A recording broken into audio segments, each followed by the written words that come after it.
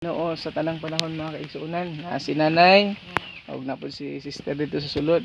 So salamat sa Ginoo sa iyang pagmaayo. So kanung-kanungnayan nga malipayon ta sa Ginoo. Salamat daw siya mga kaigsuunan para sa Ginoo. So luoy kayo ang mga tanom dinhi karon, nagkalaya ug mga kawayan mga igsuon Awa ang kawayan, laya na mga igsuon. Basta ang star apple po nasa baba laya na.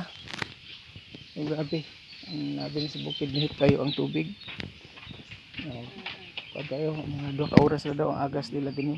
2 ka oras. Hindi namin kagamit. Ato na kayo kumaligo sa talayon pasto.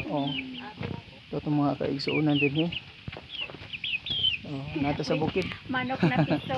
Salamat sa Ginoo sa iyang pagkamayo. Parehantang magmainiton mga kaigsuunan sa atong pagpangalagad sa Ginoo. Atong hinumduman, wala tayong mahimo kung wala ang tabang sa Ginoo. Atong gibuhat para sa Ginoo, alang sa Ginoo. Ginaot kung nakapadasig kaninyo mga igsuon.